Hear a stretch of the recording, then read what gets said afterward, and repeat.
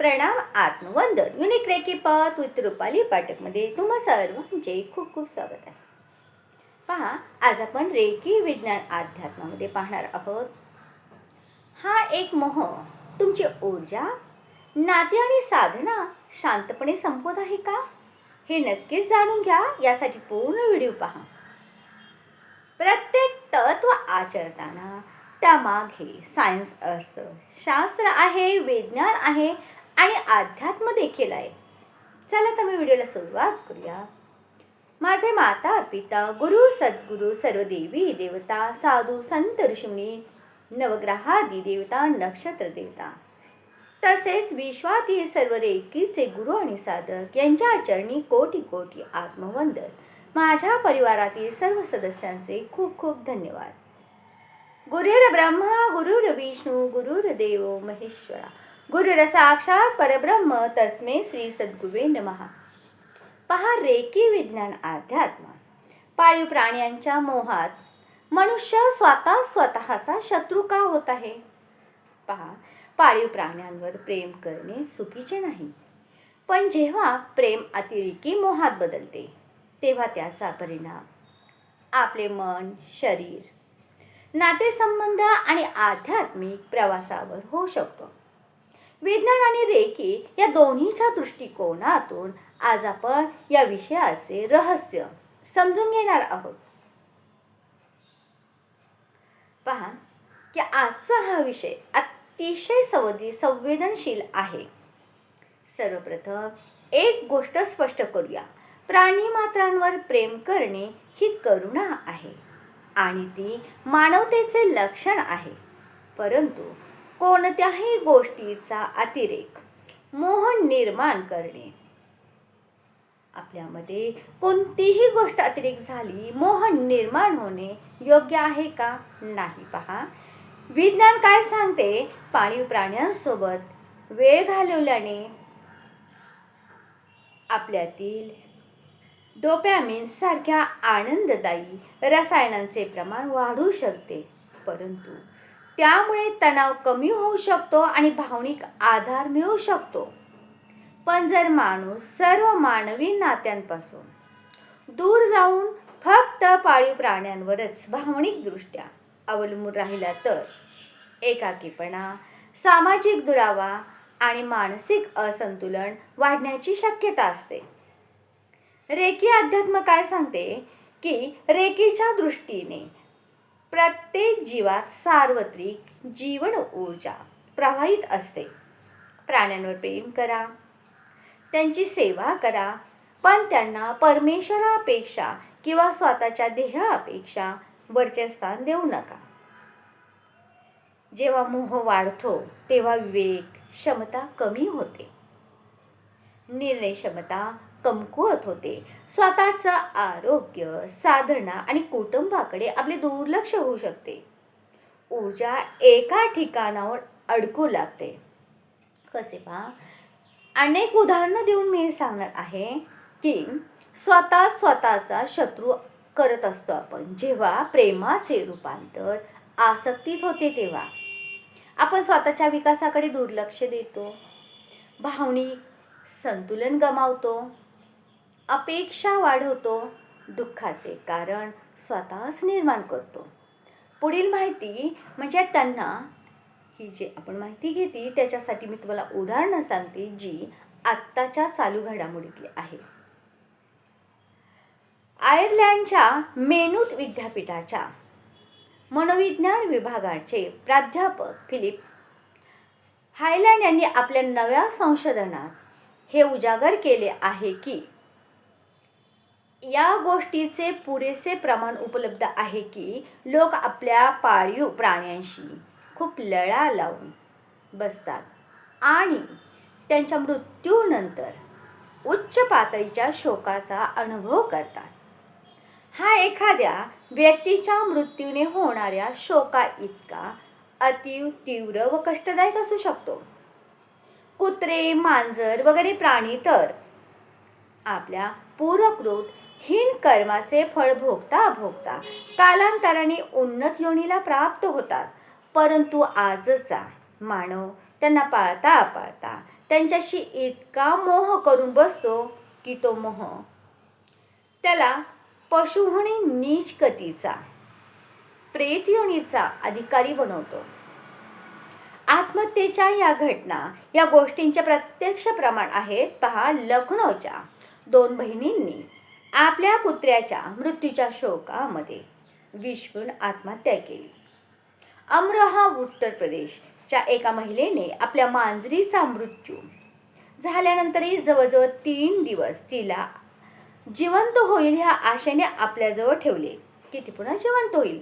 नंतर पंख्याला लटकून, जेव्हा ती मांजर जिवंत झाली नाही तेव्हा तिने स्वतः त्या बाईने पंख्याला लटकून आत्महत्या केली. ज्यासाठी एका महिलेने, कोलकात्याच्या एका महिलेने घरामध्ये अनेक प्रकारच्या मांजरी पाळल्या, परंतु या गोष्टीला तिच्या पतीचा पूर्णतः विरोध होता. परंतु या दोघांच्या वादामध्ये तिला त्या मांजरी एवढ्या प्रिय होता की तिने त्यासाठी स्वतः आत्महत्या केली, जीवनाचा अंत करून टाकला. इंग्लंडच्या मेनस्टोन घरात 2 कुत्रे आणि 1 मांजर पाळली होती, परंतु नगर प्रशासनाद्वारे त्याला नव्या घरामध्ये स्थानांतरित करण्यात आले. एका व्यक्तीला त्याला निर्देश देण्यात आले की तो आपले पाळीव प्राण्यांना ठेवू शकत नाही. त्यामुळे त्याची मानसिक स्थिती खराब होऊ लागली आणि 10 दिवसांनी त्या व्यक्तीने आत्महत्या केली. सनातन धर्माच्या ऋषीमुनींनी आपल्या ग्रंथाद्वारे लाखो हजारो वर्षापूर्वीच सावध केले होते की मांजर, कुत्रे, शेळी, बकरी वगैरेंच्या खुराची धूळ ज्या घरात प्रवेश करते तेथे दरिद्रता येते.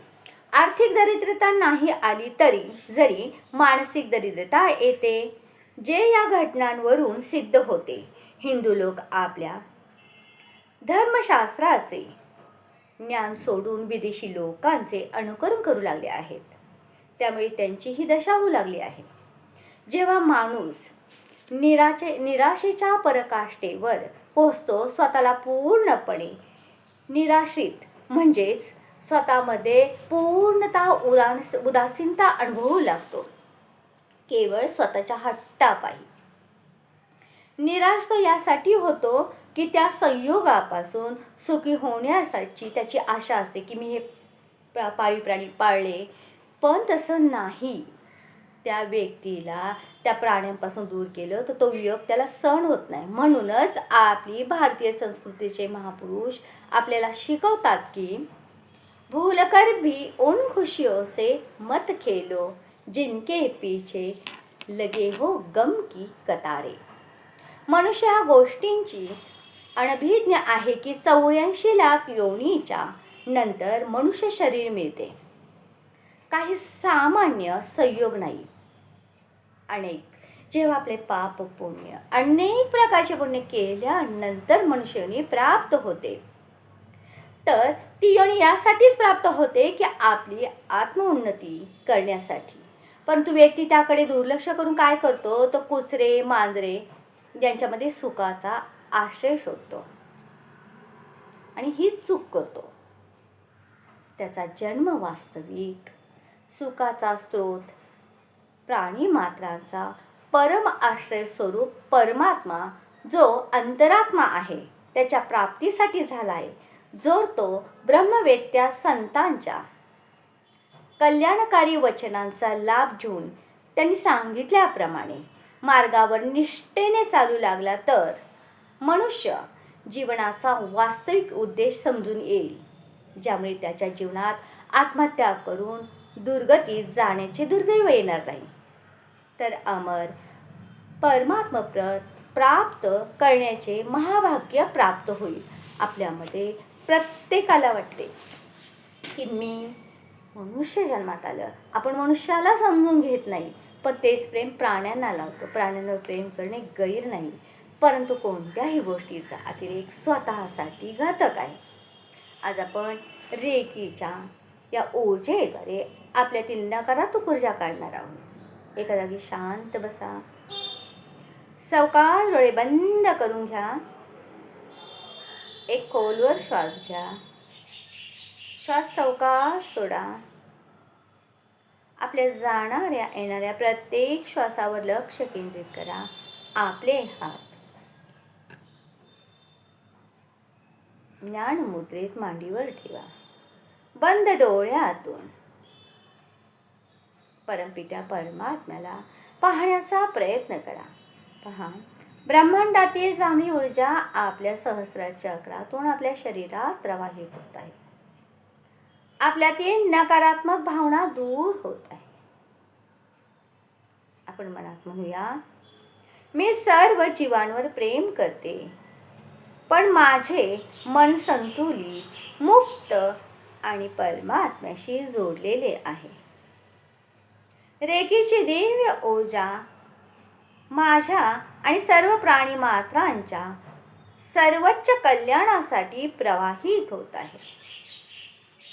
पाळीव प्राण्यांवर प्रेम करा, त्यांची सेवा करा, पण स्वतःचे आरोग्य, कुटुंब, कर्तव्य आणि आध्यात्मिक प्रगती विसरू नका. खरे प्रेम मुक्त करते, तर मोह बांधून ठेवतो. व्हिडिओ आवडला असेल तर नक्कीच लाईक, शेअर आणि सबस्क्राईब करा. ही ऊर्जा आपल्यातील नक्कीच नकारात्मकता काढून टाकते. पुन्हा भेटूया अशाच एका नवीन रेकी आणि अध्यात्म विज्ञान विषयासह. तोपर्यंत जय जय रघुवीर समर्थ, जय सद्गुरू.